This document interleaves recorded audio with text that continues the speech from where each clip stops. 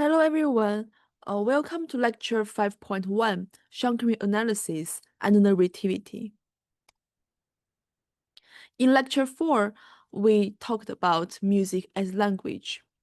However, as we mentioned previously, as music functions as art, but the linguistic study is about our daily life, the language we use in our daily lives.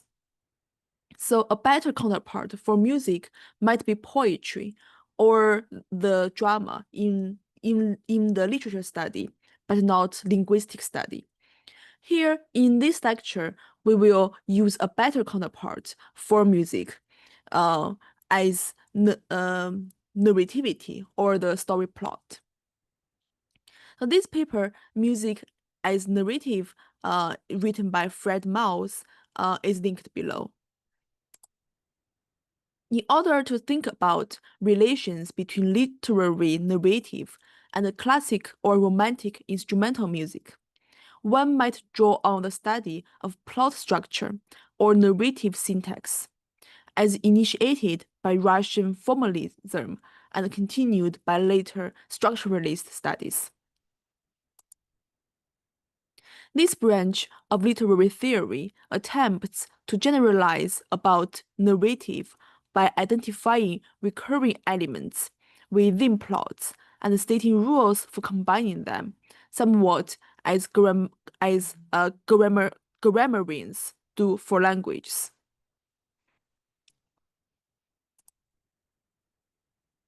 So tonal music, as depicted by conventional analysis, resembles narrative, as depicted by formalist and structuralist writings, in that individual texts consist of identifiable kinds of object arranged in partially predictable patterns. So this feature is shared between music and narrative. For that, the objects are arranged in partially predictable patterns. Conventional descriptions of musical form obscure the hierarchical nature of musical structure. Its layering of faster and slower instances of similar patterns. Quoted from Schenker, a well-known music theorist. In the art of music, as in life, motion toward the goal encounters obstacles, reverses, disappointments, and involves great distances, detours, expansions, interpolations, and, in short, retardations of all kinds. Therein lies the source of all artistic delay, from which the creative mind can derive content that is ever new. Thus, we hear in the middle ground and foreground an almost dramatic course of events. So, these mechanisms of retardations and artistic delay, also known as musical suspense, will be discussed in more detail in our next lecture. And this basic mechanism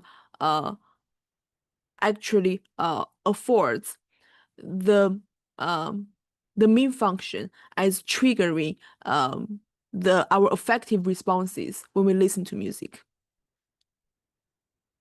So, to understand what are middle ground and foreground, we need to look into the Schenkerian analysis. So, for Schenkerian analysis, we from the musical surface, which is the music we actually hear, we can reduce the music in the hierarchical layers to simpler and more abstract forms, to the middle ground, and finally we reach the background or the fundamental structure. So here, this is an example of the fundamental structure, or in German we call it Wurzel. um,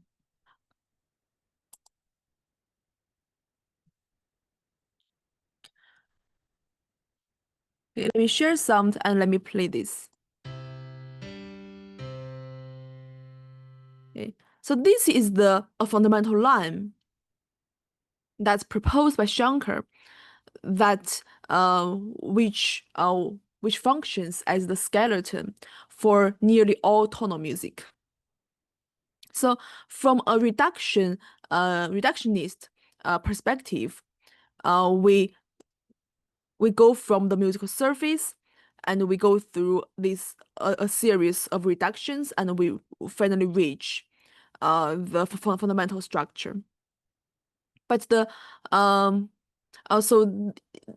so this way, so this analysis actually assembles the generative theory of tonal music we discussed in our previous lecture. But the original motivation of Schenker to derive such a structure is that he proposed there is this fundamental line that serves as the background for all tonal music.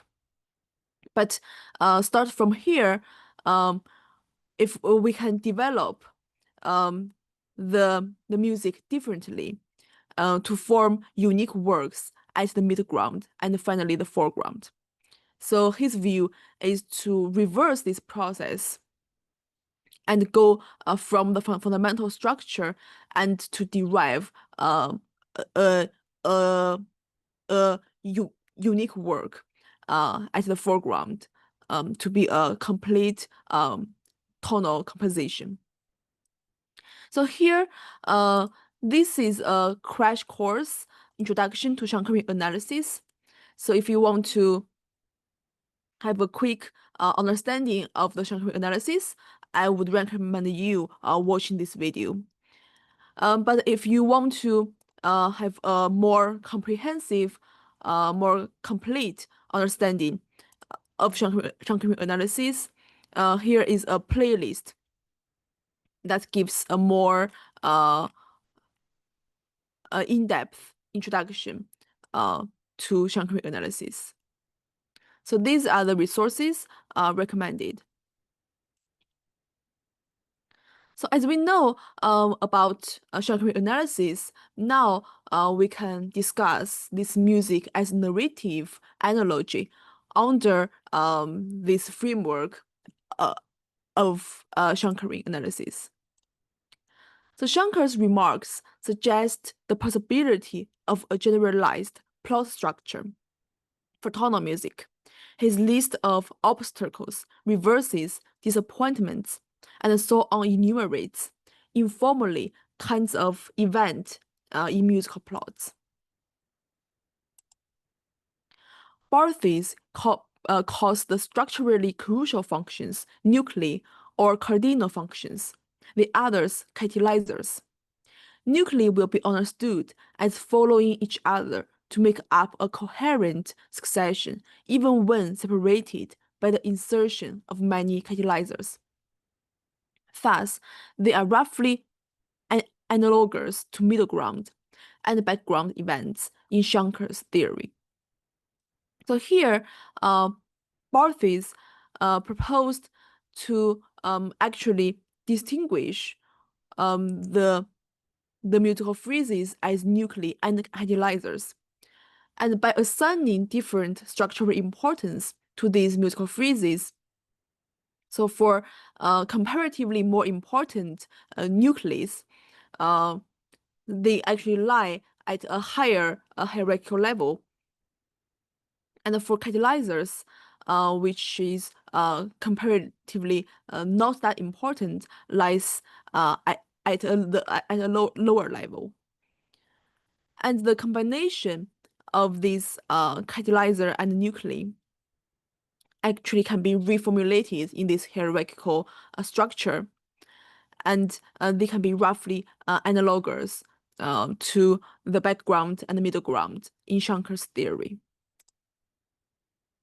So Barthes emphasizes the role of catalyzers in creating suspense by delaying the appearance of the next nucleus. So here, um, these the suspense or delay created by those catalyzers actually can be compared to the dramatic tension or dramatic conflict in a story plot that adds momentum for the storyline to progress. Todorov's theory displays a deeper similarity to Schenker's when he observes that plot sequences may be embedded within other plot sequences, with a complete sequence at one level constituting one portion of a higher level sequence.